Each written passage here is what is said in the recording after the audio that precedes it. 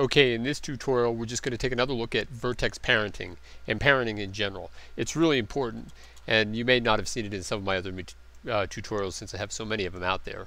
So I just have this cube here in the scene, but let's add a couple of other objects. So I'll add maybe maybe I'll add a cone. I'll scale that down. I'll move it over. I'll give it a color. All right, and then maybe I'll add something else. Let me see. Something that's easily distinguishable. Let's see, mesh. Let's add something that we'll do a cylinder as well. I'll scale that down. Move that one over. I'll give that a color. I wanted a green kind of color.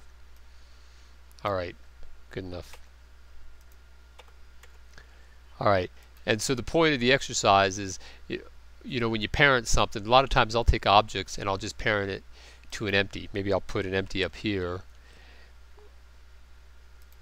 like this, and then I'll pick this, and then right click shift that as the last one. Then when I press Control P and parent it, then I've actually parented everything to this object. So when I move this, it moves, or if I rotate that on Y, RY, they all move together. Okay, so that's one way.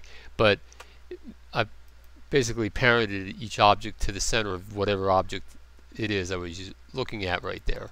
So sometimes I don't want to do this. Sometimes I want to parent it not to the center of the object, but it's same to a vertex point. And there's unique things that occur when you do that. So in this case, what I'll do is I'll go into this object in the first place and go into edit mode, and I'll make sure I'm down here at vertex select, and then I'll select this vertex right here. Alright, and then I'll leave this. Just so you know, I could do this later, but this is the point selected. And the reason I did it there is because sometimes when I'm in here, I'll press Shift S and I'll move my cursor to selected, and notice it moves it to the vertex. It doesn't move it to the object. Alright, well that's actually an important feature for other operations as well, but just that point is really important. But now in this case, I'm going to take this cone and I'm going to parent it to this vertex. I'm not going to parent it to the object. Okay, so I'll press this one, select that first, and then I'm going to shift select this one second, and then instead of pressing Control P right away, I'll press Tab, and then since I'm in edit mode here, now I'll press Control P and I'll parent it, make it vertex parent. Alright, and then I'll leave here. So now to notice if you look close, the center of this object by that little orange dot is parented to the vertex of this object over here. Alright, so therein lies the difference.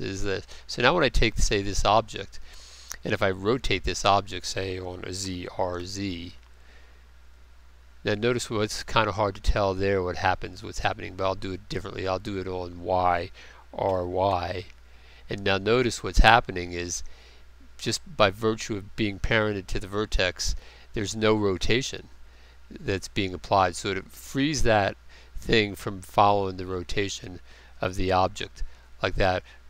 Otherwise, if I had just taken this object and selected this and then press Control P and I just do a regular parent to it like this, and then I come here and press Y, RY to rotate, notice that green one does actually follows the rotation as well, but the other one does not. It's a powerful little technique, and vertex parenting is really powerful and useful for a great deal many things, and so I just wanted to point it out because it's not so obvious right at the outset. Okay, well that's it for now, and I'll see you in the next lesson.